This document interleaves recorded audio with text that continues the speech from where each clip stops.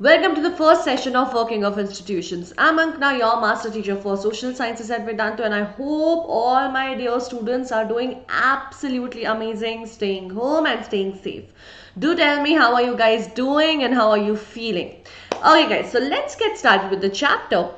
इसमें हम बात करने वाले हैं कि डेमोक्रेसी में एक स्टेट को रन करने के लिए, गवर्नमेंट को रन करने के लिए कैसे अलग अलग इंस्टीट्यूशंस एग्जिस्ट करते हैं, ये इंस्टीट्यूशंस होती क्या है, इनके पावर्स क्या है, इनका रोल क्या है, and why do we need them. ठीक है, but in order to understand this will start with a story. Will go way back in time, कुछ साल पहले जाएंगे हम, थोड़ा समय में पीछे, and we'll look at a story, an event that happened in the country, and we'll try and understand how was the decision made at that point. ठीक है, तो ये बात है 1990 की.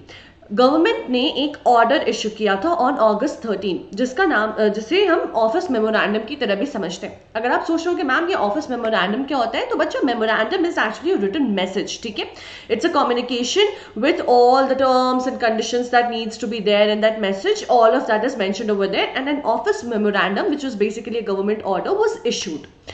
ये जो ऑर्डर इशू हुआ था, इसमें सिग्नेचर थे जॉइंट सेक्रेटरी के, ठीक है, of department of personal and training.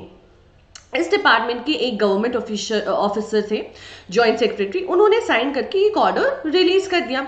अब गवर्नमेंट तो हर दिन बहुत सारे ऑर्डर्स रिलीज करती है, पर हम ये वाला पर्टिकुलरली क्यों पिक कर रहे हैं? क्योंकि इस ऑर्डर से एक बहुत मेजर पॉलिसी चेंज होने वाली थी कंट्री में, एक बहुत मेजर पॉलिसी डिसीजन अनाउंस होने वाली थी, और पूरा कंट्री एक टर्मोइल में जाने वाला था. पूरे कंट्री में एक तरह से अनसेटलमेंट आने वाली थी. कुछ लोग फेवर में होने वाले थे, कुछ लोग अगेंस्ट होने वाले थे. तो अब समझते हैं ये पॉलिसी थी क्या. सो बच्चा, अकॉर्डिंग टू दिस मेमोरेंडम, उसमें एक सिंपल सी स्टेटमेंट ये थी, एक कंडीशन ये था कि इस नए ऑर्डर के हिसाब से अब जो है 27% of the seats for civil posts and services will be reserved. अब ये सीट्स जो है रिजर्व्ड रहेंगी for by the government of India for the socially and educationally backward castes, SEBC जिसे हम कहते हैं. अब आप सोच रहे हो कि मैम तो क्या इसके पहले रिजर्वेशन नहीं होता था? सो बच्चा, इसके पहले रिजर्वेशन बिल्कुल होता था, बट अब तक रिजर्वेशन सिर्फ शेड्यूल्ड कास्ट और शेड्यूल्ड ट्राइब्स के लिए थी. ठीक है, तो ये मेजर डिसीजन अनाउंस हुआ. इस पे बहुत तरह की रिएक्शन आई. इस तरह से दिख रहा था ये, बिल्कुल बाकी मेमोरेंडम की तरह ये भी ऐसे ही दिखता था. इस पे एक मेमोरेंडम नंबर था, डेट थी, और सारे कंडीशंस लिखे हुए थे. But why does bring a lot of changes, unsettlements, protests in the country? Because this was going to change the whole face of the employment in terms of civil services and posts, right? Because 27% seats अब socially and educationally backward castes के लिए reserve कर दी गई हैं. A normal general candidate cannot even compete for those seats. This was the huge change that was being brought. But क्या लगता है आपको, ये डिसीजन जो है ये क्या अकेले उस जॉइंट सेक्रेटरी ने दिया होगा जिनकी सिग्नेचर थी वहां पे? Naturally nahi, that's not possible. So who do you think was responsible for it? So a whole chain of events had happened before this. ये बिल्कुल आसानी से ऐसे चुटकियों में नहीं हो गया था कि एक सर ने आए और उन्हें आज लगा कि आज ये रिजर्वेशन करना चाहिए, उन्होंने ऑर्डर डाला, सिग्नेचर किया और भेज दिया. बिल्कुल भी नहीं. ये पूरा इवेंट जो है, ये डिसीजन जो है, इसके ऊपर, इसके पीछे बहुत सारे इवेंट्स थे जिसका रिजल्ट था ये. Okay, this order was a result of this whole long chain of events, and a lot of people were involved behind this. Okay, the officer was just implementing the orders that he had received. वो सिर्फ उस order को implement कर रहे थे जो उन्होंने ministers of personal, public grievances and pension से रिसीव किया था. तो ये डिसीजन कैसे बना, क्या प्रोसेस थी, वो समझते.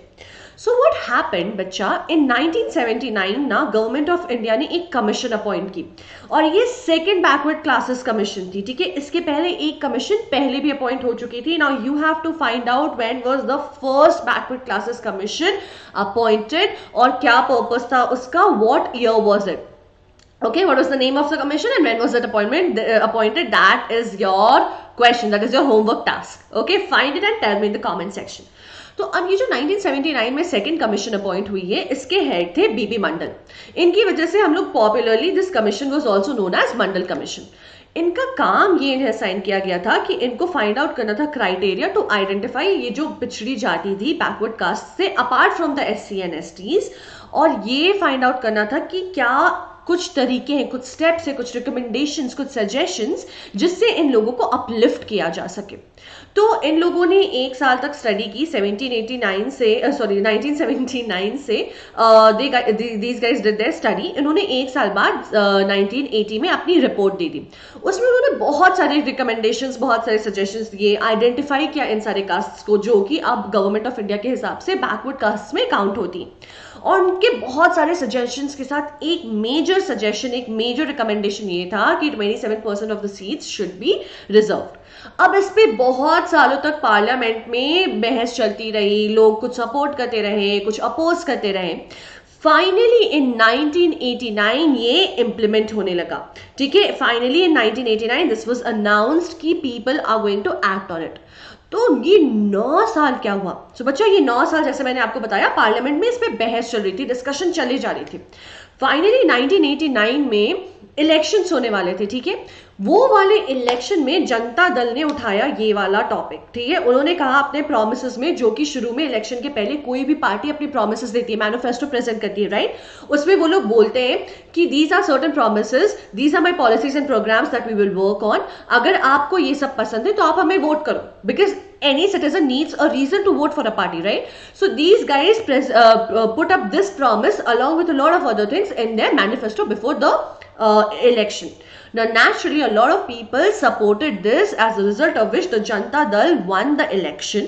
और जैसे ही वो लोग आ गए, पार्टी उनकी आ गई पावर में, उन्होंने सबसे पहला काम किया, इसके ऊपर इसको पॉलिसी बनाया और इसको इम्प्लीमेंटेशन के लिए डाल दिया। ठीक है, तो अब देखते हैं स्टेप्स क्या थी। सो सबसे पहले ये आपका पॉलिसी उनके दिमाग में थी। उन्होंने जैसे ही इलेक्शन जीता, they started working on it. ठीक है, VP Singh was the prime minister and he started working on it. तो जैसे ही इलेक्शन जीता बच्चा, उन्होंने सबसे पहले प्रेसिडेंट ने अनाउंस कर दिया, एड्रेस किया जैसे ही पार्लियामेंट को, वहां पे उन्होंने अनाउंस किया कि these guys are going to implement the recommendation जो कि मंडल कमीशन ने दिया है। ठीक है, उसके बाद 6 अगस्त 1990 में यूनियन कैबिनेट ने फॉर्मल डिसीजन लिया इस पॉलिसी को इंप्लीमेंट करने के लिए, इस रिकमेंडेशन को इंप्लीमेंट करने के लिए। तभी नेक्स्ट डे फटाफट से प्राइम मिनिस्टर ने पार्लियामेंट के दोनों हाउसेस में एक फॉर्मल स्टेटमेंट भेज दिया, क्योंकि उनकी अप्रूवल की जरूरत थी, उसके बिना तो पॉलिसी बन नहीं सकती थी। And we will discuss more about this. अगर आपको लग रहा होगा उनकी अप्रूवल की जरूरत क्यों थी, हम इसके बारे में और अच्छे से बात करेंगे थोड़ी देर में। ठीक है, now once that was done, decision formally बन गया, सारे इंप्लीमेंटेशन के लिए रेडी था। ये डिसीजन जो है अब department of personal and training को गया, जहां पे ये सीनियर ऑफिसर ज्वाइंट सेक्रेटरी ने एक ड्राफ्ट किया, मेमोरेंडम, एक ऑर्डर ड्राफ्ट किया, वहां अपने सिग्नेचर डाले, और उस मेमोरेंडम का नंबर था 36012/31/90, which was born on August 13, 1990. Finally 1990 में ये इंप्लीमेंटेशन हो गया 10 साल के बाद, इतनी सारे डिस्कशन और डिबेट्स के बाद। ठीक है, लेकिन ये इतनी आसानी से लोगों से रिसीव नहीं होने वाला था। इसका रिजल्ट बहुत ज्यादा डिफरेंट होने वाला था। People might have expected that it's going to have a positive impact. It did, it's not like it did not, but the whole country got divided in 2 segments. There were few people who were supporting it, there were few people who were completely against it. कुछ लोगों को लग रहा था ये necessity थी, ये जो कास्ट सिस्टम इतना प्रिवेल कर रहा था हमारी कंट्री में, उसने बहुत सारे कास्ट को दबा दिया था। ठीक है, बहुत सारे sectors of the society was completely dominated and oppressed and they needed to be uplifted, और इसके लिए ये नेसेसरी था। But at the same time there were few people who were feeling that it was not it was not justified, it was not promoting equality, it was not promoting it was not giving equal opportunity to all of it. They also felt that इसकी वजह से एक जो है segregation, division आ रहा था castes में और ज्यादा, क्योंकि ये caste system को कहीं ना कहीं encourage कर रही थी। However, that was not the idea. अब इसकी वजह से protests हो रहे थे, लोग agitate हो रहे थे, as a result of which बहुत सारे लोगों ने अपनी complaint डाली of not being satisfied with this policy, because democracy, आपको खुशी नहीं है, आप बिल्कुल अपनी डिससैटिस्फैक्शन जो है तुरंत कंप्लेन कर सकते हो और बोल सकते हो मुझे ये नहीं चाहिए। Voice out your opinion, voice out your whatever your feelings are. तो लोगों ने केस डाल दिया कि हमें ये पसंद नहीं है, वी डोंट वांट दिस। अब यहाँ पे डिस्प्यूट है, अब कौन आएगा ये डिसीजन में हमारी हेल्प करने के लिए? Supreme court, right? तो सुप्रीम कोर्ट में बहुत सारे केसेस गए, सुप्रीम कोर्ट ने ये सारे केसेस को बल्क किया, ठीक है, एक साथ इट वाज ग्रुप्ड टुगेदर, और ये पूरे बंच ऑफ केसेस एक साथ उस पे 11 जजेस ने बैठ करके उस पे अपना स्टेटमेंट दिया. It was known as, it is one of the most renowned cases of in the history of India. It was known as Indira Shawnee and others versus Union of India case.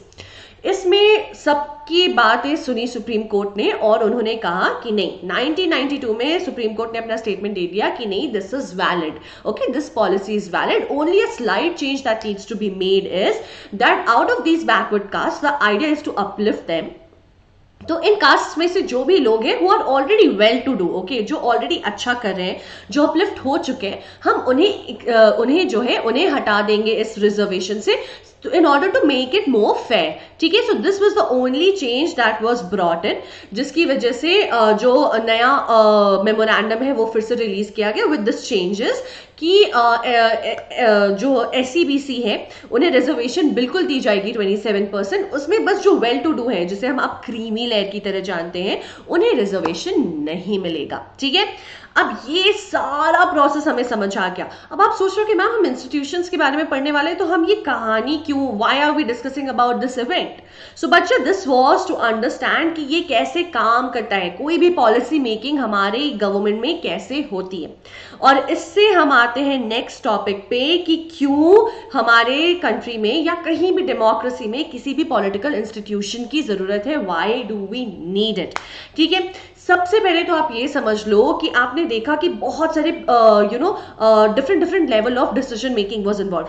कहीं पे decision बन रहा है, कहीं पे implement हो रहा है, कोई एग्जीक्यूट कर रहा है, कोई उसे राइट या रॉन्ग बता रहा है, कोई उसे प्रोटेक्ट कर रहा है, राइट? तो अलग अलग रोल्स है.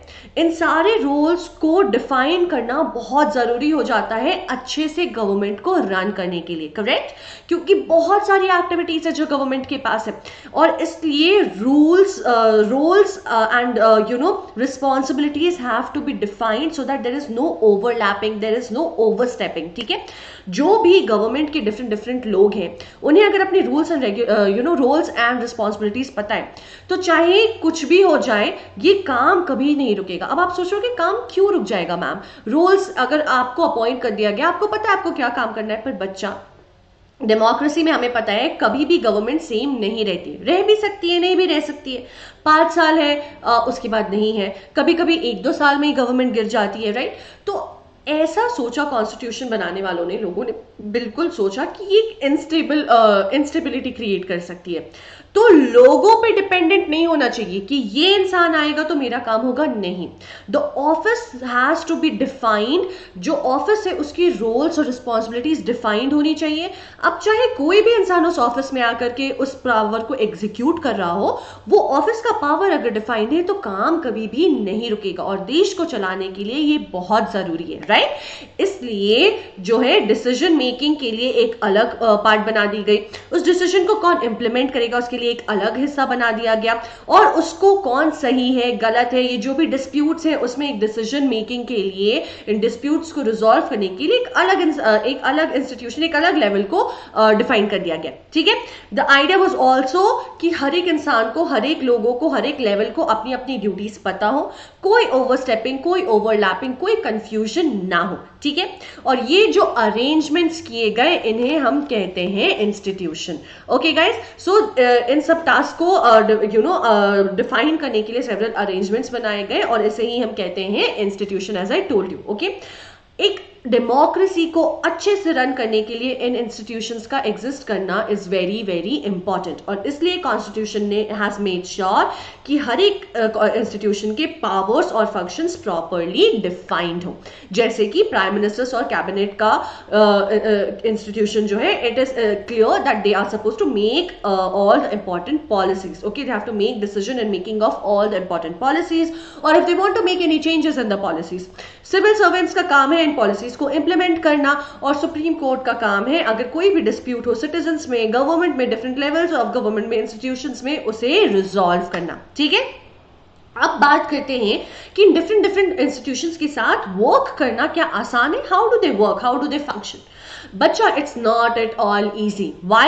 Because it's somewhere थोड़ा rigid. Okay, it has proper rules and regulations. और जहाँ पे भी limitations आते हैं वहाँ काम करना आसान नहीं होता है. Correct? So now the thing is that there are going to be proper rules and regulations. इस वजह से institutions के साथ काम करना आसान नहीं है.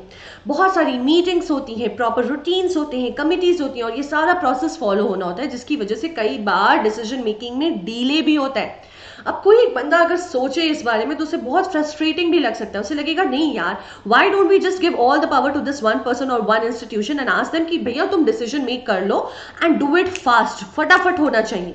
पर उससे हम क्या कर रहे हैं, we are giving a power, we are giving the entire power to this one institution which may also lead to its exploitation, है ना. तो भले थोड़ी सी देर होती है, थोड़ा कॉम्प्लिकेटेड है, थोड़ा डिले हो जाता है, बट इट मेक्स श्योर कि ज्यादा से ज्यादा लोगों की ओपिनियन आ जाए, जिसकी वजह से एक गलत डिसीजन मेकिंग में रश ना हो. और you know it kind of limits the probability of a bad decision being made. Okay, it also, बच्चों, you never have to forget that office के power defined होते हैं, but वो कौन सा इंसान वहां जाकर के उस पावर को किस तरह से यूज कर रहा है हमें कभी भी पता नहीं होता है. राइट? हो सकता है वो इंसान अच्छे से यूज करे, हो सकता है इंसान उसको एक्सप्लॉइट करे. सो इसलिए हमें जो है लीडर्स जो है उनके पावर लिमिट करना, उनके हाथ बांधना बहुत जरूरी होता है. और इसलिए इंस्टीट्यूशन में ये proper rules, regulations, roles, responsibilities, ये सब कुछ डिफाइंड है. ठीक है, अब हम बात करते हैं हमारे एक और नए इंस्टीट्यूशन की. उसके पहले let me quickly remind you guys that you can now learn SST with me in English. आपको अगर हिंदी समझ नहीं आता, if you not able to understand Hindi so well, guys, you can always learn SST in English with me now on our new channel Vedantu 9th and 10th English. Please go and subscribe to the channel. Even for the people who are able to understand Hindi, I would suggest go and subscribe to the channel because you'll find a lot of new content, a lot of new information over there. Okay, so now let's talk about the very first institution of our country, Parliament. ठीक है, not just our country, this is actually, so let's understand what parliament is. So बच्चों, किसी भी democracy में, कहीं भी जब democratic government होता है, हमें पता है डेमोक्रेसी क्या होती है. लोग अपने रिप्रेजेंटेटिव सेलेक्ट करते हैं, करेक्ट, और वो रिप्रेजेंटेटिव्स उनके बिहाफ में अपने पावर्स एक्सरसाइज करते हैं, एग्जीक्यूट करते हैं और डिसीजन मेक करते हैं. Now this happens in every government, any democratic government. ठीक है, अब जो ये इलेक्टेड लोग हैं, ये क्या ऐसे हाफिजली तो काम करेंगे नहीं. So what they do is they form a union. Okay, they basically form an assembly. और ये जो असेंबली फॉर्म होती है, इसे अलग अलग नाम से हम जानते हैं, अलग अलग जगह पे. हमारे कंट्री में इसे हम कहते हैं पार्लियामेंट, जहां पे these people are basically the representatives. ये रिप्रेजेंटेटिव्स है जिनको citizen of that country have elected, जो उन सिटीजन्स के बिहाफ में एक्सरसाइज करते हैं supreme political authority and they make the decision on their behalf. ठीक है, और ये बहुत इंपॉर्टेंट होता है. ठीक है, सेंट्रल लेवल पे इंडिया में इसे पार्लियामेंट कहते हैं और स्टेट लेवल पे हम इसे कहते हैं लेजिस्लेचर या legislative assembly. And this is very important for policy making, decision making. Right? Okay, अब आता है कि हमारा अगला सवाल ये है कि पर हमें पार्लियामेंट चाहिए क्यों? Why do we even need the parliament? ठीक है, so बच्चा, we need the parliament because there are multiple ways in which parliament exercises its power, which makes it very important to exist. किसी भी policy making में final authority parliament की होती है. अगर पार्लियामेंट का कंसेंट है तो वो पॉलिसी बनेगी, वो लॉ बनेगा. अगर नहीं है तो नहीं बनेगा. उनको मेजॉरिटी से कंसेंट देना होता है, अप्रूव करना होता है, otherwise it will not become a law और policy. So they have the final authority. Also अब गवर्नमेंट में तो एक पर्टिकुलर पार्टी होगी, the government has been form. ठीक है, अब वो तो कुछ भी पॉलिसी और लॉ बना सकते हैं. So the parliament has the power to put some exercise some control over them. ठीक है, ताकि जो भी इंसान है, जो भी गवर्नमेंट रूल कर रही है, वो अपने मर्जी से कुछ भी ना करती रहे. एक चेक रहे उनके पावर पे, एक चेक रहे उनकी गवर्नेंस पे. ओके, उसके बाद of course all the money is controlled by the parliament. ठीक है, कई सारे देश में तो ऐसा होता है कि जो भी किसी भी काम के लिए पैसा जाना, it has to be sanctioned only by the parliament. Okay, आपने देखा होगा बजट भी पार्लियामेंट ही डिफाइन करती है, वो ही डिसाइड करते हैं. राइट? उसके बाद it is the highest forum of discussion and debate. Policy सही है, नहीं है, कुछ चेंजेस आने हैं, क्या एडवांटेजेस है, क्या डिसएडवांटेजेस है, ये सारा डिस्कशन पार्लियामेंट में होता है और इसी वजह से एक अच्छी पॉलिसी मेकिंग इंप्लीमेंट हो पाती है। ठीक है, अब हम समझते हैं हमारे पार्लियामेंट का स्ट्रक्चर कैसा है। So in India the parliament has basically two houses, बच्चा parliament actually comprises of these two houses and the president. The president is not a part of any of these two houses, but he is a part of the parliament. So parliament is basically the two houses plus president. अब ये two houses क्या है? So it's Lok Sabha and Rajya Sabha. ठीक है, Lok Sabha is also known as the lower house and the Rajya Sabha is also known as the upper house, or the Lok Sabha is also known as the house of the people and Rajya Sabha is known as the council of states. ठीक है, अब इसकी वजह से ना हमें कई बार लगता है कि राज्यसभा जो है वो ज्यादा पावरफुल होगी। क्यों? Rajya Sabha sounds more fancy, also we are saying that ये अपर चेंबर है, तो अपर चेंबर के पास नेचुरली ज्यादा पावर होने चाहिए। सो बच्चों late me quickly clarify it for you. Lok Sabha जो है ना वो डायरेक्टली इलेक्टेड होती है by the people, Rajya Sabha is indirectly elected, people of the citizens of the nation of India do not elect them directly. ठीक है, अब इस इलेक्शन की वजह से थोड़ा सा पावर में डिफरेंस भी क्रिएट किया गया है। जो लोकसभा के लोग हैं वो हमारे बिहाफ में, सिटीजन्स के बिहाफ में, they have the real power that they exercise, और राज्यसभा क्योंकि इनडायरेक्टली इलेक्टेड है तो they do not have a lot of power, they do have some special functions and what that is what we will understand. ठीक है, और इसीलिए क्योंकि president is also part of the parliament but not a part of these two houses, किसी भी policy या law making में it becomes very important for us to have the assent of the president. ठीक है, किसी भी law को implement होने के लिए इन दोनों हाउसेस से पास होने के बाद प्रेसिडेंट के पास जाना होता है, और वहां पे अगर प्रेसिडेंट अपने सिग्नेचर के साथ उसे असेंट नहीं देंगे तो वो लॉ नहीं बनेगा। ठीक है, अभी हमने बिल्कुल बात की कि लोकसभा ज्यादा पावरफुल है, कॉन्स्टिट्यूशन ने इस तरह से राज्यसभा को स्पेशल फंक्शंस दिए हैं, लेकिन सुप्रीम पावर जो है वो लोकसभा के पास आती है। और अब हम देखते हैं ऐसा कैसे होता है। कभी भी जब कोई ऑर्डिनरी लॉ बनना होता है ना तो वो दोनों हाउसेस से पास होना होता है, लेकिन अगर दोनों हाउसेस में डिफरेंस हो जाए, मान लो लोकसभा से पास हो गया, राज्यसभा में पास नहीं हुआ, या राज्यसभा में पास हो गया और लोकसभा में पास नहीं हुआ, तो हम क्या करेंगे? तो हम करते हैं एक जॉइंट सेशन, जहां पे अल्टीमेटली क्या होता है कि लोकसभा के लोग ही जीत जाते हैं। क्यों? क्योंकि वो ज्यादा है नंबर में, तो उनकी मेजॉरिटी हासिल हो जाती है, तो वो जो भी कहते हैं अल्टीमेटली वही होता है। तो यहां पे भी लोकसभा को मिल जाता है ज्यादा बेनिफिट, ज्यादा पावर। ठीक है, लोकसभा के पास मनी मैटर्स में भी ज्यादा पावर होता है। ठीक है, कोई भी बजट जो है अगर लोकसभा ने एक बार पास कर दिया, राज्यसभा ज्यादा से ज्यादा उसे 14 डेज तक डिले कर सकती है या उसमें कुछ चेंजेस के लिए सजेशंस दे सकती है। वो भी लोकसभा के ऊपर है, वो मानना चाहे तो मानेगी, नहीं मानना चाहे तो नहीं मानेगी। तो यहां पे भी हम देख रहे हैं कि लोकसभा के पास है ज्यादा पावर। लोकसभा बच्चा गवर्नमेंट बना भी सकती है और बिगाड़ भी सकती है। कैसे? कि राज्यसभा कभी नहीं कर सकती है। ठीक है, तो राज्यसभा नहीं कर सकती है, लोकसभा कैसे कर सकती है? सो बच्चा कोई भी प्राइम मिनिस्टर जब है ना तो उसे लोकसभा के मेजॉरिटी लोगों का सपोर्ट चाहिए होता है। ठीक है, he needs the support of the majority members of the Lok Sabha. अगर ऐसा नहीं है तो पहले तो गवर्नमेंट फॉर्म ही नहीं हो पाएगी। उसके बाद मान लो मिल गया मेजॉरिटी, लेट्स से अब जो है किसी भी पॉइंट इन टाइम में अगर लोकसभा ने कह दिया कि उन्हें कॉन्फिडेंस नहीं है, जो काउंसिल ऑफ मिनिस्टर्स है, जो कैबिनेट ऑफ मिनिस्टर्स है, उनमें उन्हें क्या कॉन्फिडेंस नहीं है, तो उन सारे मिनिस्टर्स को रिजाइन करना होगा, इंक्लूडिंग द पीएम, सबको क्विट करना होगा and the government will be dissolve. और ये पावर जो है ये राज्यसभा के पास नहीं है। तो प्राइम मिनिस्टर और काउंसिल ऑफ मिनिस्टर्स को ना हमेशा लोकसभा को पटा के रखना पड़ता है। ठीक है, so with this let's quickly discuss about the problems that my dear children face. Guys this is for the people, maybe आपको हमेशा लगता होगा मैम हर सेशन में ये क्यों बोलती है, तो कई सारे नए बच्चे आते हैं, so this is more over for them. बच्चा if you have doubts, notes के इश्यूज है, डाउट्स है, आपको समझ नहीं आ रहा है कैसे आपके डाउट्स सॉल्व होंगे, नोट्स कहाँ से लेके आए? सोशल साइंस में note making is such a big challenge, right? Enough test and assignments नहीं है, हम 9th में हैं, हम 10th में जाने वाले हैं। How do we make sure that we are practising enough, how we are preparing ourselves for competitive exams? I know people keep on asking me about ma'am ये Olympiad, ये NTSC and all of these things. How do we prepare for all of this?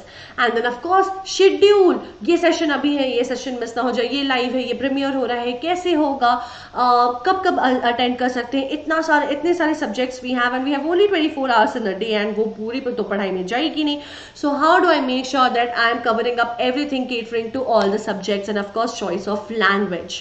तो ये सारी problems हो गई हैं आपकी आपकी सॉल्व विद वेदांतु प्रो। आपको सिर्फ वेदांतु प्रो सब्सक्रिप्शन लेना है and along with that you get multiple bonuses. All the sessions will be live for you guys. You don't have to be worried that oh my god this is a premium session, I won't be able to talk to the sir और talk to the teacher, I won't be able to communicate with sir और ma'am.